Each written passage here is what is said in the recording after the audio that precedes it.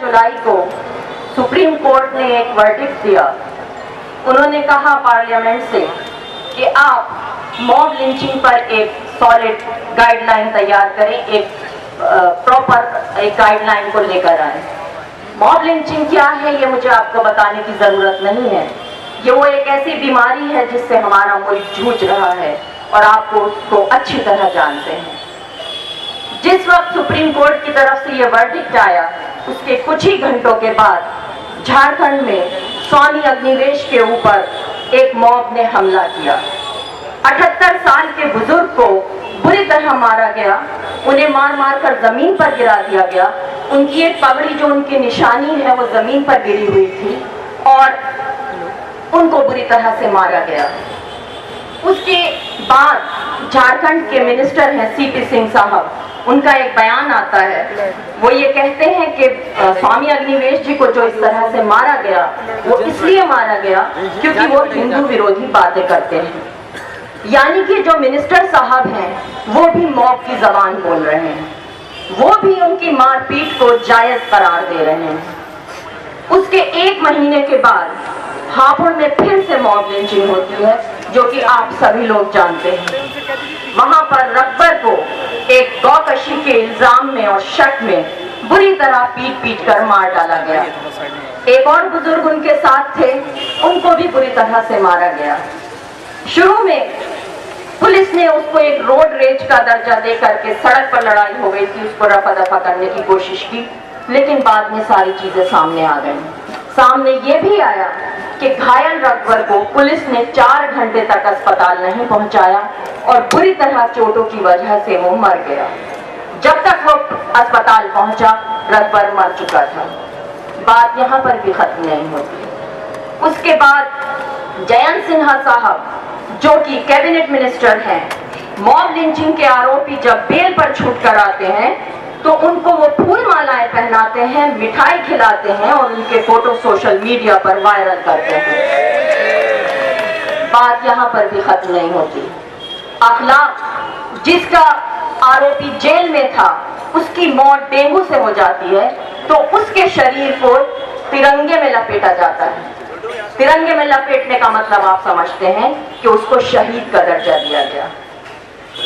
तो बात यह है कि इस तरह की बातें क्यों की जाती हैं, क्यों इस तरह का माहौल पैदा किया जाता है, नफरतें क्यों घोली जाती हैं, जहर क्यों फैलाया जाता है।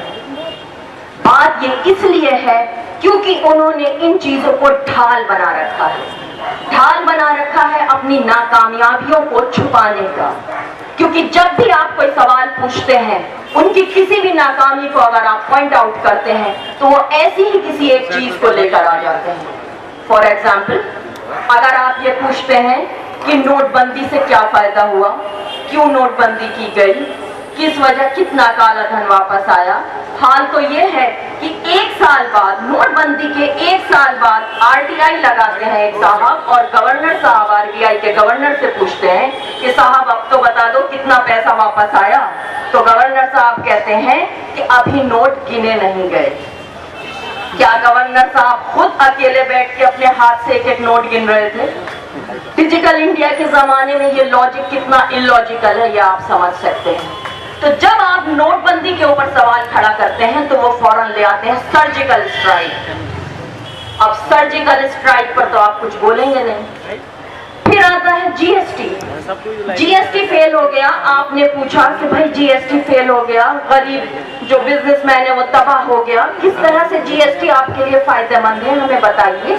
तो वो कहते हैं कि जी हम बात करने लगते हैं वो रोहिंग्या, वो कहने लगते हैं रोहिंग्या मुसलमान जो हैं देश के लिए खतरा है।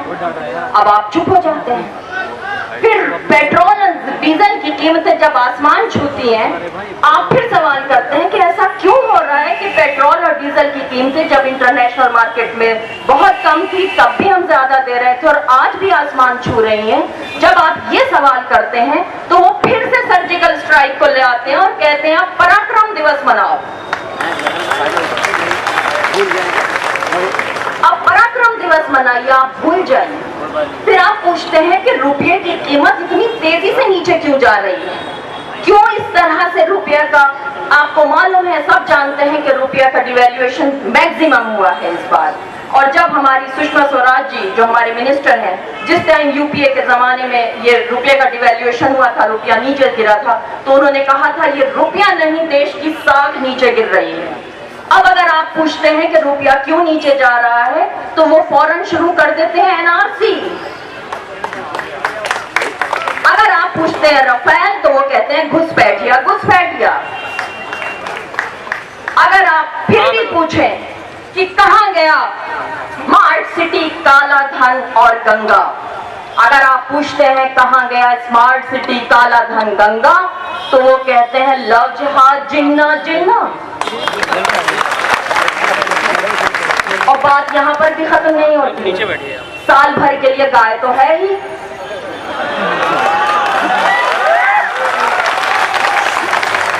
और एक बात जो आज ही आप लोगों ने सुनी होगी, मैं जब घर से निकली थी तो मुझे ढंग से पता,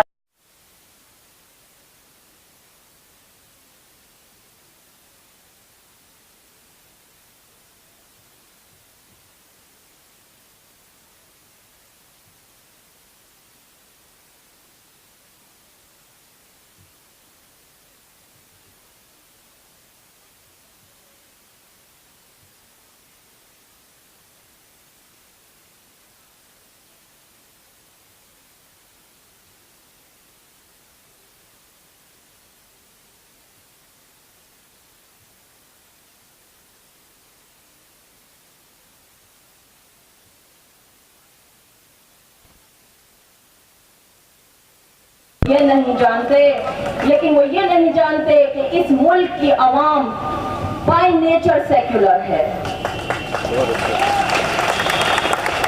हमारे मुल्क के 90% लोग सेक्युलर हैं और उसकी मिसाल यहाँ स्टेज पर बैठे हुए लोग हैं और आप लोग खुद हैं। जब आप घर से निकलते हैं, कभी आपने ये सोचा कि कभी ये चीज आप दिमाग में रखते हैं कि कौन हिंदू है कौन मुसलमान है? आपने ऑटो लिया, आपने पूछा वो हिंदू है मुसलमान है, या ऑटो वाले ने पूछा कि आप हिंदू हैं या मुसलमान हैं? आपने सब्जी ली, दूध लिया, अपने पड़ोसी का हाल चाल पूछा, अपने घर आ गए, दूर दूर तक दिमाग में ये हिंदू मुसलमान नहीं। लेकिन प्रॉब्लम जब शुरू होती है जब आप घर आके व्हाट्सएप, फेसबुक, ट्विटर, अखबार, न्यूज चैनल्स लगाते हैं। जहर वहां से आपकी आंखों से और आपके कानों से आपके दिमाग में भरना शुरू होता है। तो आप लोगों को इन चीजों से सावधान रहना है। एक नारा हुआ करता था, हिंदू मुस्लिम सिख ईसाई आपस में है भाई भाई। हम बचपन से सुनते आए हैं, लेकिन वो नारा आजकल कहीं खो गया है।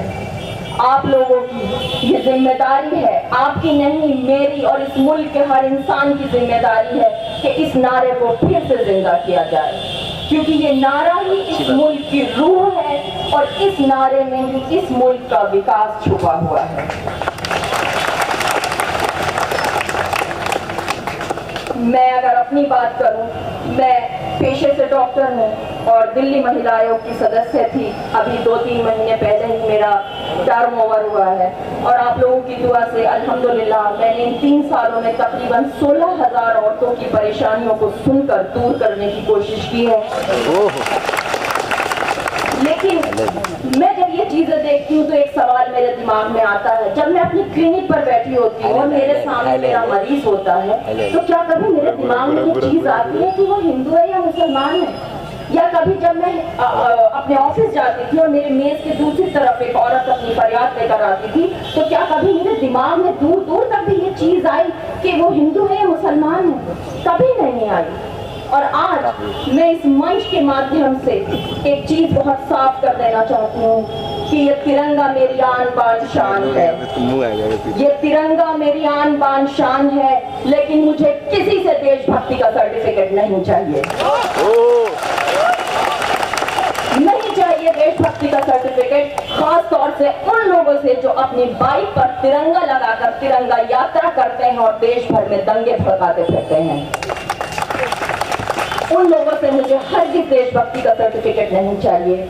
और आपको एक बात बता दूं कि ये जो फेक नेशनलिस्ट, फर्जी राष्ट्रवादी देशभक्ति का सर्टिफिकेट बांटते फिरते हैं, उनको मैं बताना चाहती हूँ कि देशभक्ति क्या है। आज अंग्रेज हिंदुस्तान में नहीं है कि हम अंग्रेजों से लड़कर ये साबित कर सके कि हम देशभक्त हैं या नहीं। मैं बताती हूँ मेरी नजर में देशभक्ति क्या है। मेरी नजर में देशभक्ति है वो इंसान जो 9 से 5 तक ऑफिस में काम करता है, अगर वो ईमानदारी से अपना काम करता है तो वो इस देश का सबसे बड़ा देशभक्त है। वो इंसान जो सड़क पर झाड़ू लगाता है, अगर वो ईमानदारी से झाड़ू लगाता है तो मेरी नजर में वो देशभक्त है।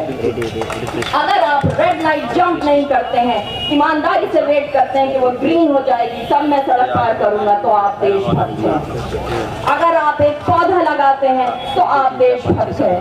अगर आपके पास पेड़ लगाने की जगह नहीं है और एक पेड़ को अडॉप्ट कर लेते हैं, उसमें पानी डालते हैं, उसके देखभाल करते हैं, उसका ख्याल रखते हैं कि वो सूख ना जाए, तो आप देशभक्त हैं। ये फर्जी देशभक्तों की सर्टिफिकेट मुझे नहीं चाहिए। और अभी बात हुई होगी मेरे आने से पहले या मेरे बाद भी शायद कुछ लोग बोलेंगे कि अभी 2 चीजें हुई हैं हिंदुस्तान में जिसने सबको थोड़ा सा कॉन्शियस किया है। एक तो नौशाद और मुस्तकीम का एनकाउंटर, जो अलीगढ़ का एनकाउंटर हुआ, और यूनाइटेड अगेंस्ट हेट की टीम इसके लिए बहुत ही मुबारकबाद की हकदार है कि उन्होंने इस पूरे केस को जो कि छुपा हुआ था उसको नेशनल मीडिया में हाईलाइट किया। और आज न सिर्फ हिंदुस्तान का मीडिया बल्कि इंटरनेशनल मीडिया भी इसका रिकॉग्निशन कर रहा है। और वो चीज सामने आ रही है कि जो 2 माएँ वहाँ बैठकर प्रेस क्लब में रो रही थी और वो ये कह रही थी कि हमारे बेटों को 4 दिन पहले उठा लिया गया था, उनका एनकाउंटर उस दिन नहीं हुआ, वो तो 4 दिन पहले पुलिस उठाकर ले गई थी, वो फेक एनकाउंटर था। तो वो चीज आप लोगों के सामने यूनाइटेड अगेंस्ट हेट की वजह से आई है।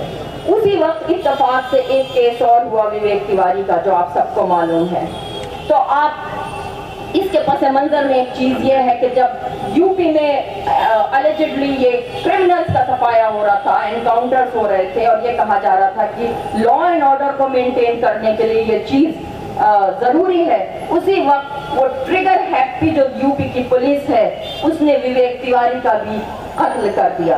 आप सब लोग उसके बारे में अच्छी तरह जानते हैं, उसकी तफसील बताने की मुझे जरूरत नहीं है। लेकिन हुआ क्या कि उधर वो 2 माएँ रो रही थी कि हमारे बेटों को भी मार दिया गया, लेकिन वो गरीब थी, ग्रामीण इलाके से थी, उनकी बात किसी ने सुनी नहीं। लेकिन विवेक तिवारी क्योंकि हमारे जैसा मिडिल क्लास था, तो उसके जब उसका कत्ल हुआ तो बहुत सारे लोगों को बेचैनी हो गई। तो उस वक्त मुझे याद आया ये शेर कि लगेगी आग तो आएंगे घर की इज्जत में, लगेगी आग तो आएंगे घर की इज्जत में, यहाँ पे सिर्फ हमारा मकान थोड़े है।